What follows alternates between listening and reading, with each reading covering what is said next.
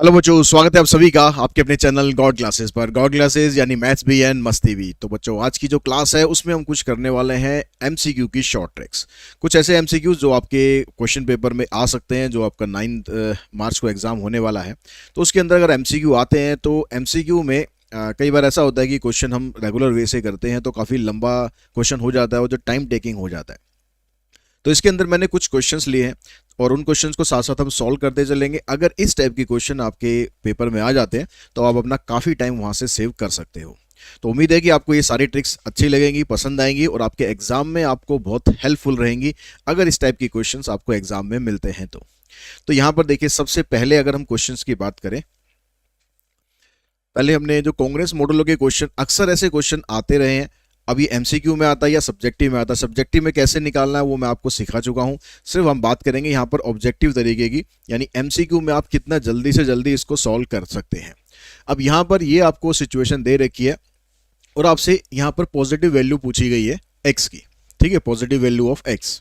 तो अब यहाँ पर क्या करना है आपको, ये जो रिमाइंडर है इस रिमाइंडर से आपको स्टार्ट करना है। अब रिमाइंडर से स्टार्ट करेंगे मतलब 4 तो आपके सॉल्यूशन में आएगा ही आएगा। उसके बाद आपको क्या करना है, यहाँ जो मॉड के साथ जो नंबर लिखा होगा इस नंबर को इसमें ऐड करना है। तो 4 + 7 11 हो जाएगा। तो यहाँ पर देखो 4 के बाद 11, 4 देखो इसमें है, 4 इसमें है, मतलब ये दो ऑप्शन तो आपके वैसे ही खत्म। अब 4 के बाद अगर आप 7 ऐड करोगे तो 11 इसमें आ रहा है, मतलब यही आपका आंसर है। अगर यहाँ पर पॉजिटिव वैल्यू वैल्यू है ऐसी, अगर मतलब पॉजिटिव वैल्यू का यहाँ पर मेंशन ना करें तो नेगेटिव वैल्यू पे भी आप जा सकते हो। तो नेगेटिव वैल्यू के लिए क्या करना होगा, आपको 7 को माइनस करते चलना पड़ेगा और उसको लेफ्ट में आप लेके चले जाएंगे। तो जैसा भी ऑप्शन आपको मिलेगा वहां पर उसी हिसाब से वहां पर आप टिक कर देंगे। तो आप इसी तरीके से अगर हम इस क्वेश्चन को निकालें, यहां पर आपको एक्स की जो प्लेस है ना वो चेंज कर दी है, एक्स इधर कर दिया है, एक्स इधर कर दिया है और ये कह रहा है कि then the least positive value of X. तो हमें मिनिमम वैल्यू बतानी है एक्स की। तो एक्स की मिनिमम वैल्यू बताने के लिए हम क्या करेंगे, जो यहाँ पर मिनिमम वैल्यूज हैं पहले हम वहां से स्टार्ट करेंगे। जैसे यहाँ पर मिनिमम वैल्यू 2 है तो 2 को आप यहाँ पर एक्स की जगह डालेंगे। इसका जो कंसेप्ट होता है वो क्या होता है कि अगर आप इस नंबर को इधर लाते हैं तो माइनस होता है। तो अगर मैं 2 को इधर रखता हूँ, 100 में से 2 माइनस करता हूँ तो 98 आता है और 98 7 से कंप्लीटली डिविजिबल होता है। तो यही हमारा आंसर हो जाएगा।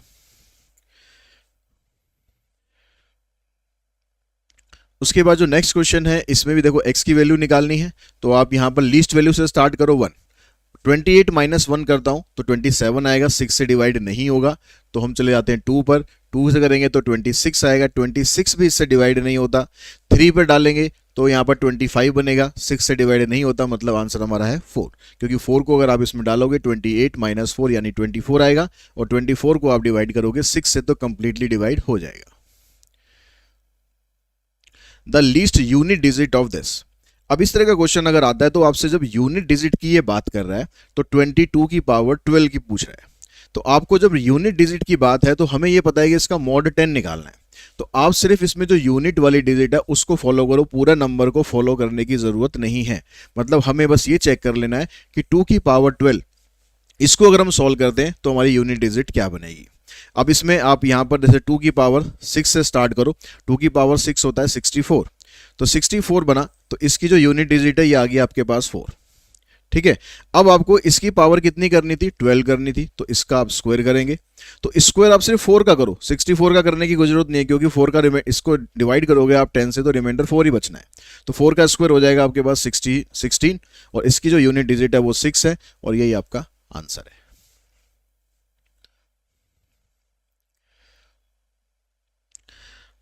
यहां पर अब जो भी हमने x वाले क्वेश्चन करे थे, अब इसमें जो x या m है वो यहां पर आ गया। तो ये वाला जो नंबर होगा, अब हमें पता है कि इसको अगर मैं इधर लेके जाऊंगा तो 56 बनेगा और 56 के जितने भी फैक्टर्स बनेंगे वो यहां पर आ सकते हैं। लेकिन एक चीज हमेशा ध्यान रखनी है कि ये जो वैल्यू होगी ये हमेशा ग्रेटर देन 1 होती है। तो 1 56 का डिवाइजर तो है लेकिन 1 हमारे आंसर में नहीं होना चाहिए। तो हमारा आंसर 2 से स्टार्ट होगा। अब यहां पर जो नंबर आपको दे रखे उन सब से आप चेक कर लो कि ये सारे नंबर 56 को डिवाइड करेंगे या नहीं करेंगे। ठीक है, क्योंकि यहां पर इसको लाके इधर माइनस करके 56 बनेगा। तो 56 देखो 2 से भी हो जाएगा, 4 से भी हो जाएगा, 7 से भी होगा, 8 से भी होगा, 14 से भी होगा, 28 से भी होगा, 56 से भी होगा। इन सभी नंबर से 56 डिवाइड होगा, मतलब इसका एसर्शन ठीक है।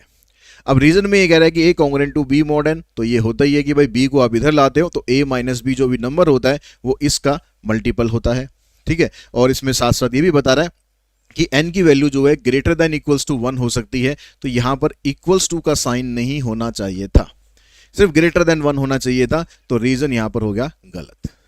तो एसर्शन ठीक है, रीजन गलत है, यानी ऑप्शन इसमें बन जाएगा आपका सी। अगर वह ग्रेटर देन 1 होता खाली तो फिर रीजन भी ठीक होता और उसको करेक्ट भी एक्सप्लेन करता, तो फिर आंसर हो जाता हमारा 1 और ए।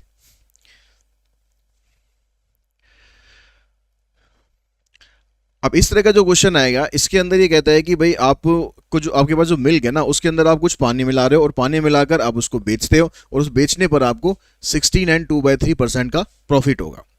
तो इसमें सीधा सीधा आपको ये करना है कि जितना आपने पानी मिलाया था उतना ही तो फायदा होगा। तो यहाँ पर कितना फायदा हो रहा है 16 एंड 2/3, तो इसको आप फ्रैक्शन में कर लो, 16 3 48 अपॉन में 2 यानी 50 अपॉन में 3, और ये परसेंटेज है इसको आप हटा दो, तो ये बन गया आपके पास 1:6, यानी पानी 1 होगा और उसमें 6 मिल्क होगा, तो आंसर आ जाएगा आपका 1:6। ठीक है, ऐसे इसी तरह से ये क्वेश्चन है, देखो in what ratio water must be mixed milk to gain 20%। 20% को अगर आप फ्रैक्शन में करो तो आएगा 1/5, तो हमारा आंसर भी आ गया 1/5। जब हम इस तरह के क्वेश्चन करते हैं तो अक्सर हम फ्रेमिंग करते हैं कि भाई जो नंबर है आपके पास,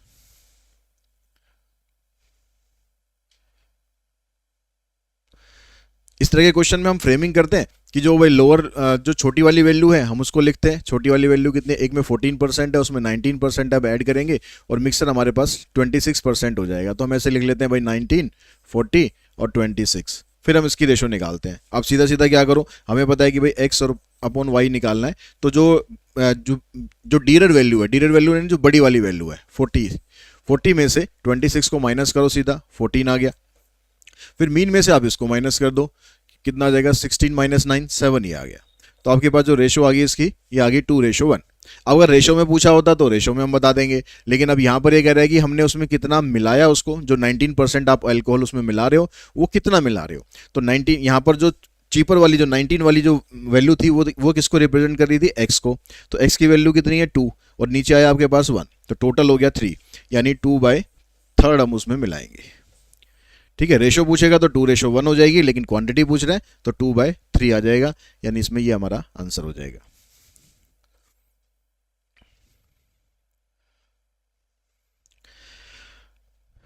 नेक्स्ट में कहता है कि pipe can fill a tank in 5 minute and another pipe can empty the both the pipe are open together. एक पाइप जो है उसको 5 मिनट के अंदर भरता है और दूसरा पाइप उसको यहाँ पर क्वेश्चन में रह गया है गड़बड़, तो क्वेश्चन में empty the tank in 4 minutes आएगा। तो वो 5 मिनट के अंदर भरता है, 4 मिनट के अंदर खाली करता है, तो खाली करने का जो रेट है वो ज़्यादा है क्योंकि वो जल्दी खाली कर रहा है, तो उसका रेट ज़्यादा है खाली करने का। ठीक है, तो यानी इस केस में क्या होगा, आपका जो टैंक है वो भरेगा नहीं, खाली होगा। तो हमने यहाँ पर क्या लिखा है सेशन में, time taken to fill the tank, तो फिल तो नहीं आएगा, यहाँ पर एम्प्टी होना चाहिए था। यहाँ पर भी लगता है क्वेश्चन में थोड़ा सा करेक्शन करनी पड़ेगी हमें, तो यहाँ पर आप एम्प्टी लिखेंगे और यहाँ पर भी एम्प्टी लिखेंगे क्योंकि यहाँ पर भी एम्प्टी का ही पूछा है, ये तो ठीक है। Then the time taken to empty the tank, तो यहाँ पर अब आपको क्या करना है, इसका जो वैसे आप जब नॉर्मल तरीके से करते हो तो आप इसमें कैसे करते हो भाई 1/5 हो गया, फिर वो खाली कर रहा है तो -1/4 आ गया, एलसीएम आपने लिया तो यहाँ पर आ जाएगा आपके पास 4 - 5 यानी -1/20। माइनस में आने का मतलब है कि वो उसको खाली कर रहा है। अब सीधी सीधी बात है, अब इस चीज़ को आपको सीधा क्या करना है, ये वाला फार्मूला अप्लाई कर देना है। ऊपर दोनों टाइम जो दे रखे हैं ना उनको सीधा मल्टीप्लाई कर दो, क्या क्या टाइम है 5 और 4, और दोनों में से जो बड़ा वाला टाइम है उसको आप पहले रखो, 5 - 4 यानी आ जाएगा आपके पास 20, तो टाइम आ जाएगा आपके पास कि वो 20 मिनट्स के अंदर उसको खाली कर रहा है। अगर ये वाली वैल्यू ज़्यादा होगी तो हमेशा खाली करेगा, ठीक है। अगर भरने का रेट कम होगा तो वो हमेशा खाली होगा, टैंक भरेगा नहीं। और आप ऐसे कर रहे हो, आंसर अगर माइनस में आ रहा है तो इसका मतलब है कि वो खाली कर रहा है, माइनस आ गया तो उससे टेंशन लेने की जरूरत नहीं है। बाकी सीधा तरीका ये है कि भाई x/y और दोनों का जो डिफरेंस है ना वो लिख दो आप नीचे, और दोनों में से बड़ी वाली वैल्यू है उसको आप पहले लिख दो, वो ऐसे आपका आंसर अपने आप आ जाएगा। तो खाली करना होगा चाहे भरना होगा। अब जैसे यहाँ पर ये क्वेश्चन है कि pipe can fill a tank in 20 minute and pipe B can fill it in 30 minute, if both the pipes are open together then the time taken to fill the tank. अब यहाँ पर दोनों tank भर रहे हैं, उसमें क्या हो रहा था, एक खाली कर रहा था एक भर रहा था, लेकिन यहाँ दोनों भर रहे हैं, तो आपको सीधा क्या करना है, 20 और 30 को ऊपर मल्टीप्लाई कर देना है और नीचे इन दोनों का एडिशन कर देना है, 20 + 30, तो ये आ जाएगा आपके पास 600, ये आ जाएगा 5 से काट दोगे 12, आंसर आ गया आपका 12।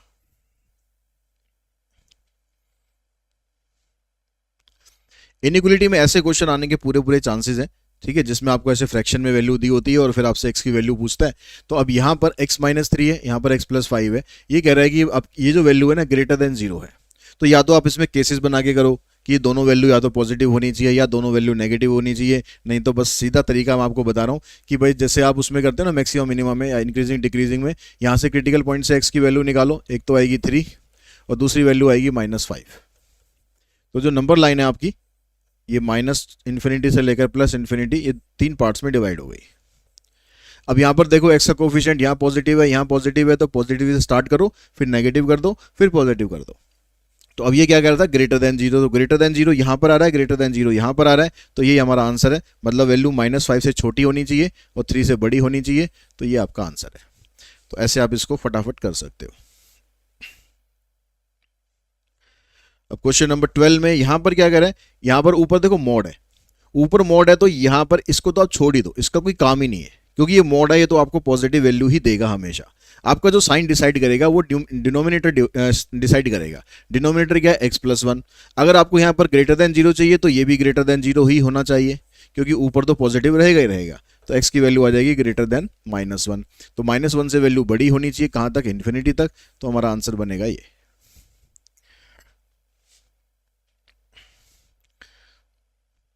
अब यहां पर भी देखो, यहां पर भी क्या हो रहा है कि जो 1/x - 2 है, तो ऊपर तो 1 है, तो ऊपर 1 है वो तो पॉजिटिव ही रहेगा, उसको तो आप चेंज कर ही नहीं सकते हो। नीचे x - 2 है, ये अगर नेगेटिव होगा तो हमारा आंसर नेगेटिव आएगा, तो x - 2 को आप <0 रख दो, x की वैल्यू आ गई <2, काम खत्म।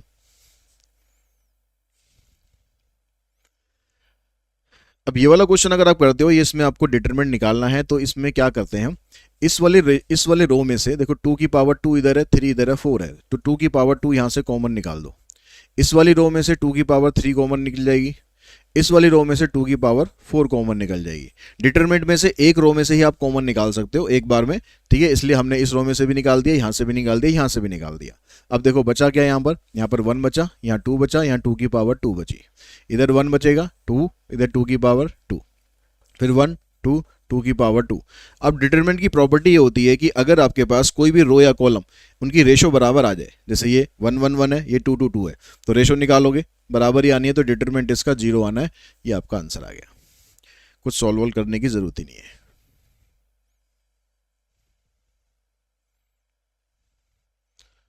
उसके बाद यहाँ पर इस तरह के क्वेश्चन में आपको मैट्रिसेस बनानी होती है कि भाई आपके पास कुछ एलिमेंट्स दे दिए और 2x2 मैट्रिक्स है। 2x2 मैट्रिक्स का मतलब है कि 4 एलिमेंट बनाने हैं और हर एक एलिमेंट की जगह आप 0 2 या 3 रख सकते हो। तो हर एक एलिमेंट की जगह आपके पास ये 3 ऑप्शन है, तो जितने ऑप्शन है वो आप नीचे रखोगे, जितने एलिमेंट है वो पावर में रखोगे, आंसर आ जाएगा 81।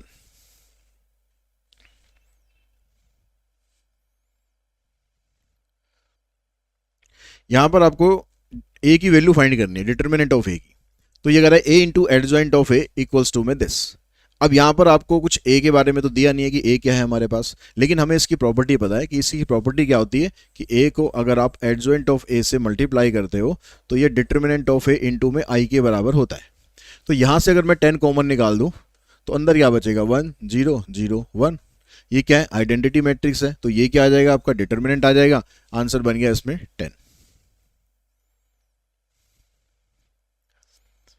ये वाला क्वेश्चन तो याद ही कर लो, ठीक है, ये वाला क्वेश्चन तो याद ही कर लो, ये सीयूटी में भी आपके किसी ना किसी सेट में जरूर आएगा, ठीक है। और यहाँ पर देखो A B dash minus B A dash आपसे पूछ रहा है, तो ये किस तरह की मैट्रिक्स होती है, स्क्यू सिमेट्रिक मैट्रिक्स होती है। इसका ट्रांसपोज आप निकाल के देखोगे तो स्क्यू सिमेट्रिक बनेगी। ये वाला क्वेश्चन और इससे अगला क्वेश्चन, दोनों क्वेश्चन आप याद कर लो, ठीक है। उसमें क्या, उसमें सिर्फ आपको स्क्वायर मैट्रिक्स दे रखी है और ट्रांसपोज निकालोगे तो आपका आंसर ये बन जाएगा। यहाँ पर आपको सिमेट्रिक मैट्रिक्स दे रखी है और इसका भी ट्रांसपोज निकालोगे तो ये भी स्क्यू सिमेट्रिक मैट्रिक्स ही बनेगी। इन दोनों के आंसर स्क्यू सिमेट्रिक मैट्रिक्स और बहुत कॉमन क्वेश्चन है, हो सकता है कि आपके एग्जाम में आ भी जाए। The inverse of A skew symmetric matrix of the odd order. यहाँ पर स्क्यू सिमेट्रिक मैट्रिक्स का जो ऑर्डर है ना वो ऑड बता रहा है। ऑड मतलब या तो 3 ऑर्डर हो या 5 हो, इस तरह से। अगर स्क्यू सिमेट्रिक मैट्रिक्स का ऑड ऑर्डर होता है तो उसका डिटर्मिनेंट हमेशा 0 के बराबर होता है, और अगर डिटर्मिनेंट 0 के बराबर आ गया तो हम इनवर्स उसका फाइंड कर ही नहीं सकते हो। ठीक है, क्योंकि हमें पता है कि इनवर्स फाइंड करने के लिए determinant of A should not be equals to 0। तो डिटरमिनेंट ऑफ ए अगर 0 आ गया तो हम लिखेंगे इनवर्स डज नॉट एग्जिस्ट। ये हमारा आंसर बन जाएगा। यहां पर इसका इनवर्स पूछ रहा है आपसे। इनवर्स पूछने के लिए आपको पहले डिटरमिनेंट चाहिए। अब डिटरमिनेंट आप देखोगे तो यहां पर ये देखो, ये तीनों जीरो है, ये तीनों जीरो है, ये तीनों जीरो। अगर एक तरफ भी तीनों जीरो होते हैं या दोनों तरफ तीनों जीरो होते हैं, डिटरमिनेंट कैसे निकालते हैं? इनको मल्टीप्लाई करके। 4 3 12, 12 2 24। तो डिटरमिनेंट तो आपका आ गया 24। अब जो एडजॉइंट का जो फार्मूला होता है, इनवर्स का जो फार्मूला होता है, उसमें क्या होता है आपके पास? 1 में डिटरमिनेंट और इनटू में एडजॉइंट ऑफ ए। तो अब ये मत देखना कि डिटरमिनेंट 24 आया तो 24 नीचे होना चाहिए नीचे, ठीक है। लेकिन ये वाला तो खैर ऑप्शन हमारा बनेगा ही नहीं, ये वाला तो ऑप्शन हमारा बनेगा नहीं मेरे ख्याल। फिर भी हम चेक कर लेंगे अभी। और यहाँ पर 1/24 है, यहाँ पर 1/24 है, यहाँ पर कुछ नहीं है। तो अभी एक बार आपको एक आध एलिमेंट निकाल के चेक करना चाहिए कि भाई कौन सा हमारा आंसर बनेगा। सीधा इन दोनों में से कोई तुक्का मत मार देना। अब उसके लिए क्या करना चाहिए आपको? एडजॉइंट निकालने के लिए कोफैक्टर निकालने पड़ते हैं। तो कोफैक्टर मान लो हमने पहला कोफैक्टर निकाला, ठीक है, पहला कोफैक्टर निकाला तो वो क्या बनेगा? इसको छोड़ देंगे, इसको छोड़ देंगे, 4 3 12, तो 12 बनेगा। तो मतलब जब हम कोफैक्टर इसको जब हम ट्रांसपोज करके लिखेंगे तो ये वाला एलिमेंट तो यहीं पर ही रहना है। और जो डिटर्मिनेंट है ये 1 डिटर्मिनेंट, यहाँ पर आपको 24 आना है। अगर मैं 12 को 24 से डिवाइड करता हूँ तो 1/2 मेरे को चाहिए, ठीक है। यहाँ पर ये अगर मैं इसको इधर लेके जाता हूँ तो अंदर क्या हो जाएगा? 1/2 हो जाएगा। और ऐसा सिर्फ इस केस में हो रहा है, ऐसा सिर्फ इस केस में हो रहा है, और कहीं पर भी नहीं हो रहा। देखो यहाँ पर भी नहीं हो रहा, यहाँ पर भी नहीं हो रहा, यहाँ पर 1/2 तो हो रहा है लेकिन बाहर 24 भी है, ठीक है। तो सिर्फ अगर हम इन दोनों को सॉल्व करेंगे तो ये एलिमेंट हमारा बनेगा। तो यही हमारा इसमें आंसर होना चाहिए।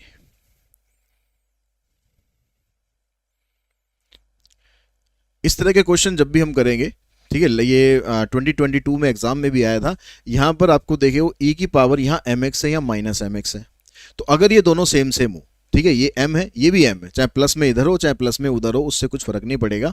तो यहाँ पर इसका आंसर आपका हमेशा इस जो सेकंड डेरिवेटिव है ये आएगा m²y। जो भी नंबर यहाँ पर दे रखा होगा m, उसका आपको स्क्वायर कर देना है और इनटू में y कर देना है सेकंड डेरिवेटिव के लिए, m²y। बस ये हमारा आंसर हो जाएगा। इसमें कोई सॉल्यूशन करने की आपको नीड नहीं है। यहाँ पर भी देखो, यहाँ सेकंड डेरिवेटिव पूछ रहा है, यहाँ पर दे रखा है a की पावर 5, यहाँ पर -5 है, यहाँ +5 है। तो 5 का स्क्वायर करो 25, साथ में y लगा दो तो आंसर बनेगा 25y।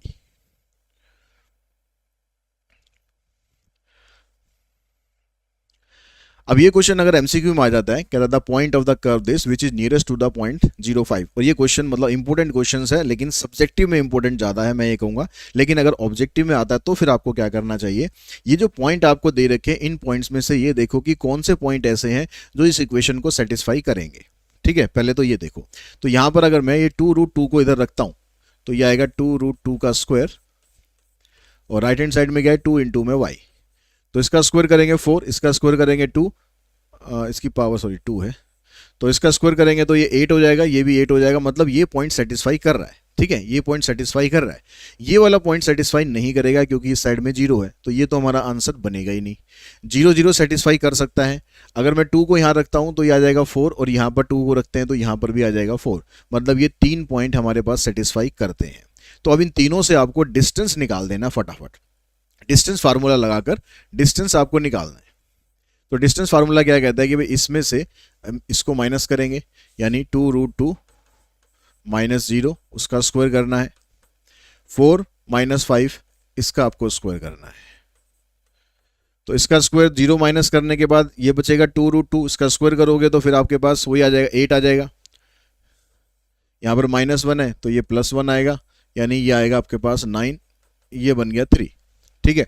इससे डिस्टेंस 3 बना। इससे निकालेंगे तो 0 - 0 0 हो जाना है, 5 - 0 5 आएगा, 5 - 0 ऐसे करके 5 आएगा, और 5 का स्क्वायर 25 आएगा, 25 का रूट करोगे तो 5 आएगा। तो यानी ये तो छोटा अभी भी यही है, तो ये वाला ऑप्शन हमारा खत्म। इससे करेंगे तो 2 - 0 2 हो गया, और फिर 2 - 5 तो यहाँ से 2 का स्क्वायर बनेगा 4, यहाँ पर 3 आएगा, 3 का स्क्वायर बनेगा 9, 9 + 4 13, और 13 का अगर हम स्क्वायर रूट करेंगे तो 3 पॉइंट समथिंग आएगा, समथिंग समथिंग आएगा। ठीक है, इसलिए हमारा आंसर ये वाला भी नहीं होगा, यानी ये हमारा आंसर बनेगा 2√24।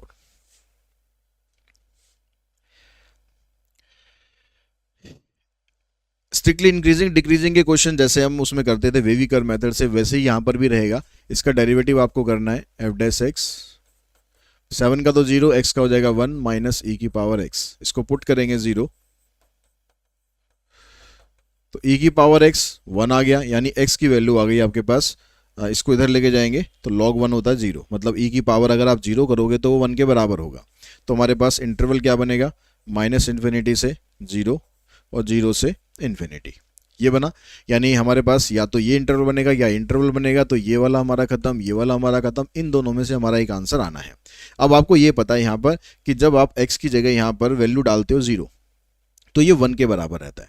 ठीक है, या यहाँ से समझो हमें, क्योंकि f'(x) का डेरिवेटिव देखना है।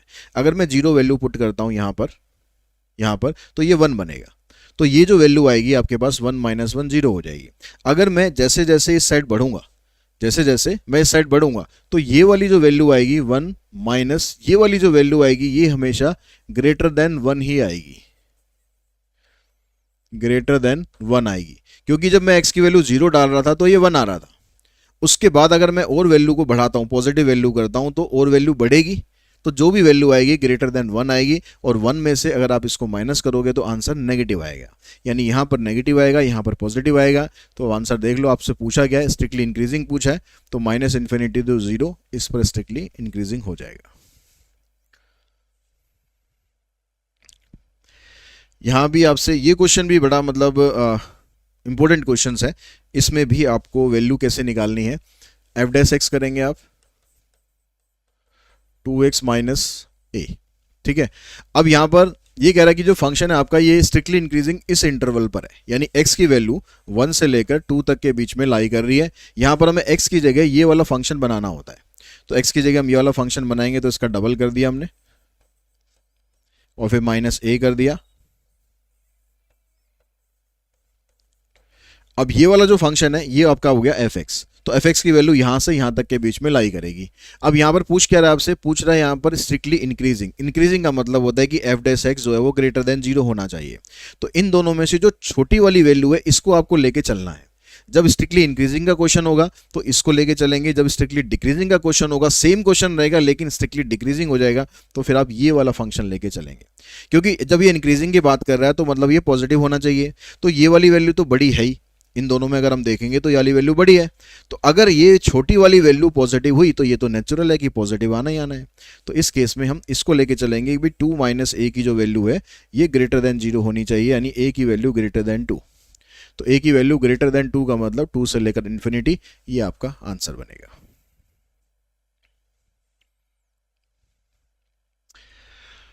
इस तरह का क्वेश्चन अगर आपके पास एमसीक्यू में आ जाए या असर्शन रीजन में आ जाए, तो अगर हम इसको मैक्सिमम मिनिमम वाले कंसेप्ट से करेंगे तो नहीं इतना लंबा क्वेश्चन हो जाता है। अब यहाँ पर छोटी सी टिक से हम समझेंगे कैसे आपको आंसर निकालना है। कह रहा है कि 2 पॉजिटिव नंबर है such that their sum is 16 and sum of their cube is minimum, sum of their cube is minimum, then numbers are 8 and 8। तो यहाँ पर जो नंबर आपको दे रखे हैं उनका सम आप करोगे तो 16 तो आ रहा है। ठीक है, 16 तो आ रहा है, ठीक है ये बात। अब यहाँ पर इनका क्यूब का सम अगर हम करें, इसका क्यूब होता है 512 और इसका क्यूब होगा 512, दोनों का टोटल करेंगे तो आएगा 1024। अब अगर नंबर मान लो ये 8 और 8 ना होते, 7 और 9 अगर होते तो क्या होता, अगर नंबर 7 होता और 9 होता, सम तो 16 हो गया, 7 का क्यूब करेंगे 343 होता है, इसका 729 होता है, इन दोनों को ऐड करोगे तो कितना आएगा, 9 और 3 12, 4 2 6 7, 7 3 10 और 1 11, ये नंबर इससे बड़ा आएगा। अगर आप और भी नंबर चेक करोगे यानी 6 और 10, तो 6 का क्यूब हो गया 216, इसका हो जाएगा 1000, तो आ जाएगा 1216, ये नंबर इससे बड़ा आएगा। तो यानी ये नंबर सबसे छोटा रहेगा जहां पर क्यूब का सम मिनिमम होगा। तो यानी ये जो आंसर आपको दिया हुआ है ये ठीक है। ऐसे अगर ऑप्शन में आपको दिया होता है कि ऐसे नंबर 8 और 8 हो गया, एक नंबर 6 9 हो गया और 7 9 हो गया, 6 10 हो गया, तो आप ऐसे फटाफट चेक करो कि सम ऑफ क्यूब करने पर मिनिमम कहां पर आ रहा है, वही आपका आंसर होगा। और जो इसका रीजन है वो ये कह रहा है कि if a function F defined on an interval this and let this point of local minima if F dash x less than zero and F double derivative is greater than zero, तो उसको minimum value हम बोलते हैं। ठीक ही बात है, greater than zero होता है तो मिनिमम वैल्यू बोलते हैं, तो ये भी ठीक है। ठीक है, और इसको करेक्टली एक्सप्लेन भी कर रहा है। हम निकाल शॉर्ट ट्रिक से रहे हैं, बात अलग है, लेकिन ये इसको करेक्टली एक्सप्लेन कर रहा है, तो आंसर हमारा ए है।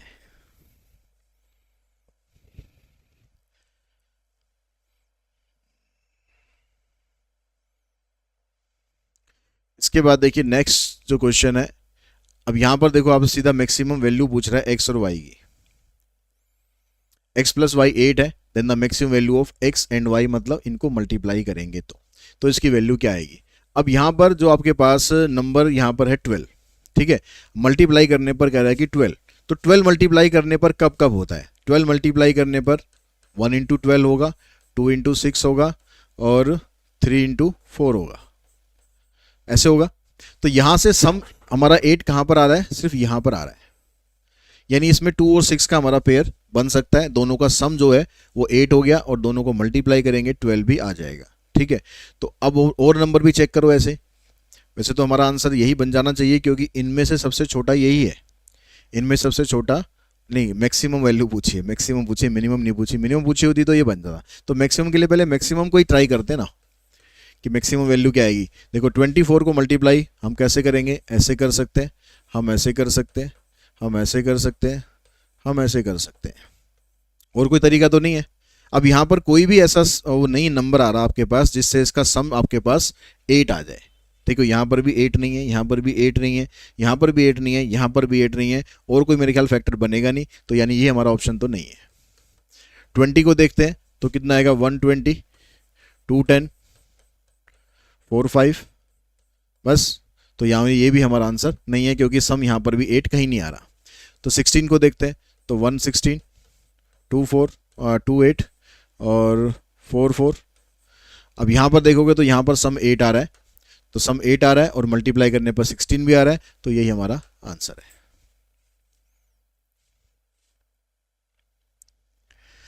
अब इंटीग्रेशन में कल मैंने एक वीडियो अपलोड करी थी जिसमें इंटीग्रेशन की सारी शॉर्ट ट्रिक्स थी, तो कुछ क्वेश्चंस यहाँ से भी आप समझ लो, और ज़्यादा आपको डिटेल में और समझना है तो उस वीडियो को भी आप देख लें।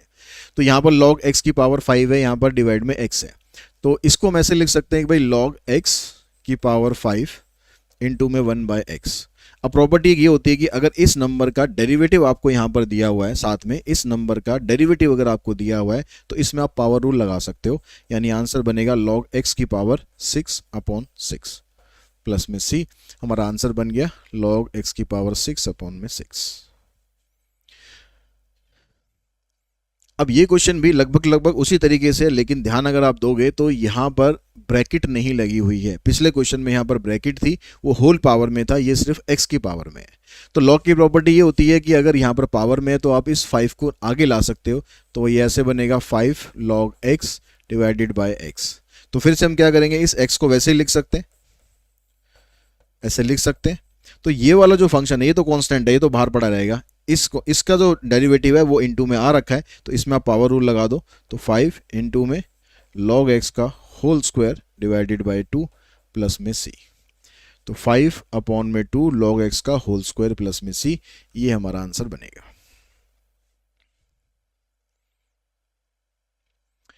यहां पर आपके पास देखो इसमें भी x है, इसमें भी x है, तो आपने x कॉमन निकाला, तो ये रह गया 1 प्लस log x। अब यहां पर जो ये वाला फंक्शन है इसका डेरिवेटिव आपको ये दिया हुआ है, मतलब हम इसको ऐसे लिख सकते हैं ना, 1/x divided by 1 plus log x। तो जब नीचे वाले फंक्शन का एग्जैक्ट डेरिवेटिव ऊपर होता है तो हमारा आंसर सीधा log में आ जाता है, हम लिखेंगे log of 1 plus log x।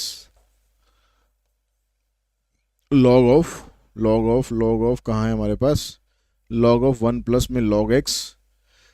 तो ऑप्शन में यहाँ पर ये जो x है ना ये नहीं आना चाहिए, ठीक है, तो ये हमारा ऑप्शन बनेगा।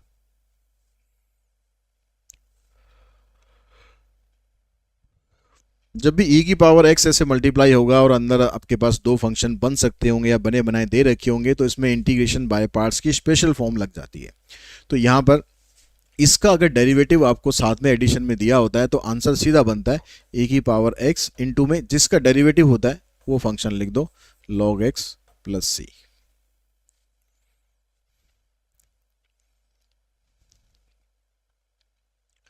अब यहां पर भी e की पावर x है, लेकिन फंक्शन जो है ना अभी आपको थोड़ा सा इसमें मॉडिफाई करना पड़ेगा।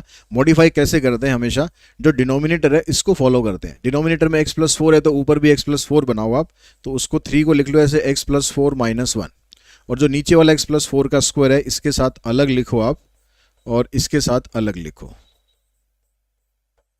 ठीक है, e की पावर x यहाँ रहना ही है, ये इससे कैंसिल होगा तो ये इस तरह से बन जाएगा।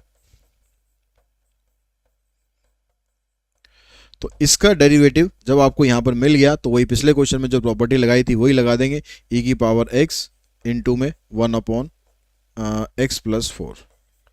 ठीक है, तो आंसर देखो e की पावर x अपॉन में x प्लस 4, ही हमारा आंसर। यहां पर भी e की पावर x है, यहाँ पर भी e की पावर x है, लेकिन क्वेश्चन थोड़ा सा यहाँ पर कॉम्प्लिकेटेड कर दिया है। लेकिन आपके लिए अगर आप समझ जाओगे तो कॉम्प्लिकेटेड आपके लिए कुछ नहीं है, डिनोमिनेटर को फॉलो करना है। ठीक है, तो ये क्या बना, ऊपर हमने इसको ऐसे लिख देंगे 1 माइनस एक्स का स्क्वायर, नीचे ऐसे लिख देंगे 1 प्लस एक्स स्क्वायर का होल स्क्वायर। अब ऊपर आप कर दो a का स्क्वायर b का स्क्वायर माइनस 2ab, बन गया ये। ठीक है, इस वाले फंक्शन को इसके साथ अलग कर देंगे, अब इसके साथ अलग कर देंगे, ये कैंसिल हो जाएगा इसके साथ, तो ये बचेगा आपके पास। थोड़ा मैं शॉर्ट में लिख रहा हूं तो एक आध स्टेप मिस हो रहे हैं, ध्यान रखना। तो ये कुछ ऐसे बनेगा, तो इसका जो डेरिवेटिव है ये आपके पास आ गया, ये तो अंदर रहेगा साइन, खैर इसका डेरिवेटिव ये आपके पास आ गया, तो आंसर बन गया e की पावर x इंटू में 1 प्लस में एक्स स्क्वायर। तो ये आ गया आपके पास e की पावर x इंटू में 1 plus x square, option number D.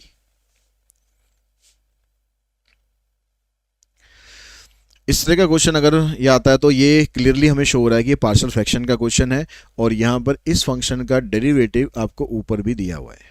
तो ऐसे क्वेश्चन में e की पावर x को आप t एज्यूम करो, जैसे e की पावर x को t एज्यूम करो, तो इसका डेरिवेटिव करेंगे तो ऊपर वाली टर्म आपके पास आ जाएगी। जब भी दोनों ब्रैकेट्स में ऐसे सेम सेम चीज़ हो तो नॉर्मली ज़्यादातर इसी तरीके से स्टार्ट आपको करना होता है। तो ऊपर आपके पास रह जाएगा शायद ऊपर रह जाएगा आपके पास खाली dt, नीचे आ जाएगा 1 प्लस टी और ये आ जाएगा 2 प्लस टी। अब इसको पार्शियल फ्रैक्शन से करना है तो इसमें मैंने आपको बताया हुआ कि कंसेक्यूटिव टर्म्स हैं, तो कंसेक्यूटिव टर्म में आपको कुछ नहीं करना, बस आपको जो पहले जो छोटी वाली टर्म है उसको आप ऐसे लिखेंगे, दूसरी वाली टर्म में माइनस साइन लगाकर उसको ऐसे लिखेंगे। ठीक है, dt यहाँ पर है ही, तो इसका आंसर सीधा बनेगा log 1 प्लस टी, इसका आंसर बनेगा log 2 प्लस टी प्लस में c। log को दोनों को इकट्ठा कर देंगे, 1 प्लस ये ऊपर आएगा t की जगह e की पावर x डाल देते हैं, यह आ जाएगा 2 प्लस e की पावर x प्लस में c। ठीक है, और इसको आप सब्जेक्टिव में भी आएगा ना तो भी आप ऐसे कर सकते हो। ठीक है, सब्जेक्टिव में भी आप कर सकते हो, ये कोई दिक्कत नहीं है। यहां पर जो ट्रिक लगाएंगे ये सब्जेक्टिव में नहीं कर सकते हो। ठीक है, इसमें क्या हमारे पास 3 फैक्टर है, तो 3 फैक्टर हो या 2 फैक्टर हो, तो हमें क्या करना है, जब इसको हम पार्शियल फ्रैक्शन में ब्रेक करते हैं तो हम कैसे करते हैं भाई, a upon x minus 1, b upon x minus 2, c upon x minus 3, फिर हम a b c की वैल्यू निकालते हैं। तो अब a b c की वैल्यू निकालने का तरीका क्या करना है आपको, इसके नीचे जो फैक्टर दिया हुआ है x माइनस 1 उसको पुट करो आप 0 के बराबर, तो x की वैल्यू यहां से मिलेगी 1। अब इस 1 को आप यहां पर इसमें मत करना क्योंकि यहां से हमने वैल्यू निकाली है, बाकी सब जगह 1 पुट कर दो। तो यहां पर देखो ये 1 1 बनेगा, 1 माइनस 2 माइनस 1, 1 माइनस 3 माइनस 2, तो a की वैल्यू आ गई आपके पास 1 अपॉन 2। तो ये वाला जो पोर्शन है इसका आंसर बन गया 1 upon 2 log of x minus 1। ठीक है, ये इसका आ गया। ऐसे अगर आप b की वैल्यू निकालोगे तो यहां पर बनेगी x माइनस 2 से वैल्यू निकालेंगे तो 2 आएगी, तो 2 आपको यहां पर पुट नहीं करना है, बाकी सब जगह 2 पुट करो। तो यहां पर देखो 2 आ गया, 2 माइनस 1 1 हो गया, 2 माइनस 3 माइनस 1 हो गया, तो ओवरऑल सॉल्व करेंगे माइनस 2 आएगा, तो यहां पर लिखो सीधा माइनस 2 लॉग, उसके नीचे क्या था x माइनस 2। फिर वहां पर 3 है तो यहां पर देखो 3 इसको छोड़ दो, बाकी सब जगह 3 पुट करो, तो ऊपर 3 आ गया, नीचे 3 माइनस 1 2 आ गया, 3 माइनस 2 1 आ गया, यानी ओवरऑल 3 अपॉन में 2 वैल्यू बनेगी। तो ये आ जाएगा आपके पास 3 अपॉन में 2 और उसके नीचे क्या था लॉग x माइनस 3, ये बन गया आपके पास इसका आंसर।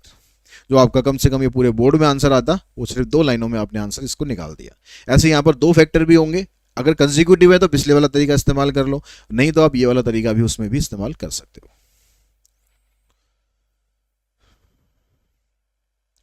अगर इस टाइप के क्वेश्चन आ जाते हैं, इस टाइप के क्वेश्चन अगर आ जाते हैं तो जिसमें यहाँ पर ऊपर ऊपर जो फंक्शन है ऐसे हो एफ एक्स, और सेम फंक्शन यहाँ पर नीचे हो, और यहाँ पर a plus B minus X का फंक्शन बनता हो, लिमिट इसकी a टू b, तो ऐसे क्वेश्चन का आंसर सीधा आपको करना है b माइनस ए अपॉन में 2। ठीक है, तो यहाँ पर देखो कैसे, ये रूट एक्स ये सेम हो गया। अगर मैं a और b को प्लस करूंगा तो a प्लस बी रहेगा, a plus B minus X, मतलब यही फॉर्मेट बन रहा है, तो आंसर आएगा b माइनस ए अपॉन में 2, ये इसका आंसर हो गया। The order of the differential equation of family of ellipse having centre at origin. Ellipse अगर दे दिया आपको, एलिप्स देने का मतलब है कि उसमें 2 आर्बिट्रेरी कांस्टेंट होते हैं। इसकी जो इक्वेशन होती है वो एक्स स्क्वायर अपॉन में A square minus Y square upon में ए बी स्क्वायर ऐसे होती है। तो ए और बी 2 आर्बिट्रेरी कांस्टेंट है, तो कुछ सॉल्व नहीं करना आपको, इसका जो ऑर्डर है ये भी हो जाएगा 2। ठीक है, 2 कांस्टेंट है 2 आपके पास आ जाएंगे, 3 कांस्टेंट है 3 हो जाएगा। जितने भी कांस्टेंट होते हैं उतना ही ऑर्डर बन जाता है। जैसे यहाँ पर भी देखो ऑर्डर ही पूछ रहा है आपसे, एक कांस्टेंट ये ए हो गया, एक कांस्टेंट बी हो गया, आंसर आ गया इसका 2, खत्म कहानी इसकी। The number of arbitrary constant in a particular solution. अगर पर्टिकुलर सॉल्यूशन वर्ड आ गया तो उसके अंदर नंबर ऑफ आर्बिट्रेरी कांस्टेंट आपसे पूछ लिए, आगे कुछ आपको देखने की जरूरत नहीं है, आंसर लिख दो सीधा 0। ठीक है, in particular solution arbitrary constant is 0। The number of arbitrary constant in general solution. General solution आ गया तो उसका ऑर्डर देखो, इसका ऑर्डर कितना है, यहाँ पर ऑर्डर इसका 3, ऑर्डर 3 है तो इसके अंदर आर्बिट्रेरी कांस्टेंट भी होंगे 3, यहाँ पर 3 मिसिंग ही हो गया। ठीक है, कोई बात नहीं, इसका जो आंसर है ये आ जाएगा आपके पास 3। क्यों? क्योंकि इसका ऑर्डर 3 है, ऑर्डर अगर 4 होगा तो 4 आर्बिट्रेरी कांस्टेंट हो जाएंगे, 5 होगा तो 5 हो जाएंगे, किसमें, जनरल सॉल्यूशन में। पर्टिकुलर में आंसर हमेशा 0 ही रहेगा। यहाँ कह रहा है आपसे the mean of the probability distribution of the number of doublets in 4th row of a die. Die का क्वेश्चन हो या कॉइन का क्वेश्चन हो, ये हमेशा बाइनोमियल से ही आप कर दो, अगर मीन और वेरिएंस अगर आपसे निकालने को बोलता है। अब यहाँ पर क्या कर रहा है कि भाई पेयर फेंक रहा है डाई का, कितनी बार फेंक रहा है, 4 बार फेंक रहा है, तो n तो आ गया आपके पास 4, और पेयर पे आना क्या चाहिए, डबलेट। डबलेट होते हैं 1 1 2 2 3 3, ये डबलेट होते हैं, ये 6 बार आते हैं, तो जो प्रोबेबिलिटी ऑफ सक्सेस है ये बनेगी 6/36 यानी 1/6, और Q हो जाएगा 5/6 अगर Q की रिक्वायरमेंट है तो। यहाँ पर क्या पूछ रहा था, मीन पूछ रहा था, तो मीन होता है n इंटू में p यानी 4 इंटू 1/6, आंसर आ जाएगा 2/3। ठीक है, ये इसका ऑप्शन आ गया। A coin is toss 10 times. Coin को आप कितनी बार भी टॉस करो, पी और क्यू हमेशा 1/2 रहेंगे जब तक फेयर कॉइन रहता है। अगर बायस्ड कॉइन होगा तो वो आपको प्रोबेबिलिटी बता ही देगा। ठीक है, the probability of getting exactly 6 head. 10 बार आपने थ्रो किया, 10 बार आपने थ्रो किया, 6 बार आपको हेड चाहिए, तो सी 6। यहाँ पर 1/2 की पावर सीधा आप 10 लिख दो, 1/2 की पावर सीधा आप 10 लिख दो, क्योंकि पी भी 1/2 है और क्यू भी 1/2 है, तो उन दोनों की पावर टोटल होके यही बननी है। अब इसको आप सॉल्व करोगे 10c6, तो 10 और 6 में 4 का गैप है, इसका मैंने शॉर्ट तरीका आपको बताया हुआ है, इसमें 4 का गैप है, तो आप लिखेंगे यहाँ पर 10 9 8 7। ठीक है, 4 ही नंबर लिखने और नीचे 4 फैक्टोरियल लिखना है, यह आएगा 1/2 की पावर 10। तो यहाँ पर देखो 10 9 8 7 और यहाँ पर आ जाएगा 4 3 2, तो 4 2 जा 8 ये हो गया, 3 3 जा 9 ये हो गया, ऊपर आएगा 7 या 21, 21 को 10 से करेंगे आएगा 200। यहाँ से ये जो 5 है ना, इस 5 को और आप ब्रेक कर दो, 5 इसको सॉरी 10 को ब्रेक कर दो, 10 को लिख दो आप 5 इंटू में 2। तो अब इस 2 को छोड़ दो, इस 2 को इसके साथ रख दो आप, बाकी देखो 5 3 जा 15, 15 7 जा 100, 105, तो ऊपर आएगा आपके पास 105। ऊपर 105 सिर्फ इसी में है, तो यही हमारा आंसर है। बाकी चेक भी कर सकते हो आप, ये वाला जो 2 है इसको इसके साथ रखोगे तो ये 2 की पावर 9 आएगा, 2 की पावर 9 होता है 512, तो ये आपका आंसर बना। एक डाइस को आपने यहाँ पर 100 बार फेंका है, डाइस को 100 बार फेंका है, तो n तो आपके पास 100 हो जाएगा। If getting an even number is considered a success. Even number 3 बार आता है तो 3/6 का मतलब 1/2 हो गया, और Q भी 1/2 ही हो गया। तो वेरिएंस पूछ रहा है, वेरिएंस होता है इसमें NPQ, तो n हमारे पास ये है, p हमारे पास ये है, q हमारे पास ये है, ये 4 बनेगा, 4 से इसको काट दोगे 25, ये आपका ऑप्शन आया। The effective rate which is equivalent to a nominal rate of 8% per annum compounded quarterly. और अगर आपको वैल्यू दे रखी हो तो आपका काम बिल्कुल आसान है। जो डेसिमल के बाद वाला हिस्सा है इसको देखना है और इसमें 2 प्लेस छोड़कर डेसिमल लगा देना है, यानी 8.24%। ये आपका आंसर हो गया।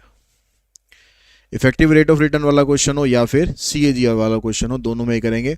लेकिन अगर इफेक्टिव रेट ऑफ रिटर्न आ गया जिसमें कहा कि डिक्लेयर सेमी एनुअली, तो सेमी एनुअली वाले में आपको ज़्यादा चांसेस है, 99.99% चांस है आपको वैल्यू नहीं देगा। तो उसकी शॉर्ट ट्रिक क्या रहती है? ठीक है, उसकी शॉर्ट ट्रिक क्या रहती है, यहाँ पर 12% है, कंपाउंडेड सेमी एनुअली है, तो यानी इसको आधा करेंगे, आधा हो गया है 6%। अब इसका इफेक्टिव रेट हम निकालेंगे तो उसके लिए क्या किया जाता है, ये जो नंबर आता है इसको आप डबल करेंगे, यहाँ पर डेसिमल लगाएंगे और इसका स्क्वायर कर देंगे। तो यहाँ पर आएगा 12, यहाँ पर आएगा 36, आंसर बन गया आपका 12.36%।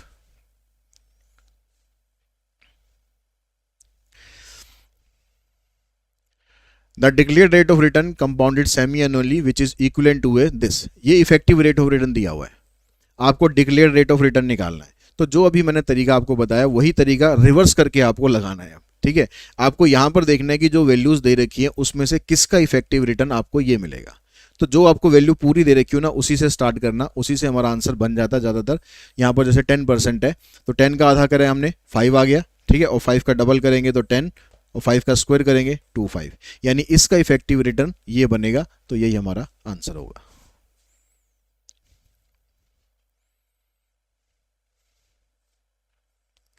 A person invested rupees this and this, ये सब कुछ आपको दे रखा है, वैल्यू यहाँ पर दे रखी है, सीधा डेसिमल के बाद वाला पोर्शन को पिक करो, यहाँ पर 5.7%, ये आपका आंसर।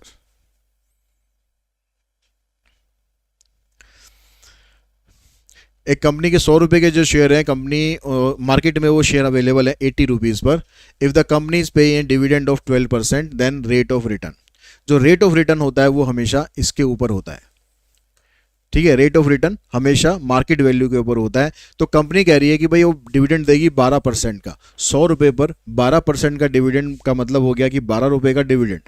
हमें 12 रुपये का डिविडेंड मिल रहा है कितने पर, 80 रुपीज़ पर, क्योंकि हमने तो शेयर 80 रुपीज़ का खरीदा है ना। तो ये कितना परसेंट बनेगा, 12/80 इंटू में 100। तो 20 दूनी 40, 20 पंजे 100, 2 यहाँ से 6, 20 चौक 80 आएगा ना। फिर यहाँ से आएगा आपके पास 2 दूनी 4 और 2 तिये 6, तो आ जाएगा आपके पास 15%। तो ये आपका आंसर होगा। तो ये 48 क्वेश्चन हमने करें इस वीडियो के अंदर, 48 क्वेश्चंस करें। और अगर मैं वीडियो की लेंथ देखूं तो लगभग 42 मिनट्स ही इसमें अभी तक हुए हैं। तो मतलब आप ये कह सकते हो कि एवरेजली आप 1 मिनट के अंदर एक क्वेश्चन इस तरह का आराम से सॉल्व कर सकते हो, बल्कि कई बार तो जल्दी भी कर सकते हो। कुछ क्वेश्चन हमने थोड़े ज़्यादा सॉल्व करें। और दूसरी चीज़ मैं आपको समझा रहा हूँ, और तो आप जब इसको सॉल्व करोगे तो मे बी ये 48 क्वेश्चन आप 25 मिनट या 30 मिनट्स के अंदर आप इनको ईजिली सॉल्व कर सकते हो। तो इस तरह से आप अपना टाइम बचा सकते हो अगर इस तरह के क्वेश्चन आपको एग्जाम में मिलते हैं। तो आज की इस वीडियो को यहीं पर फिनिश करते हैं।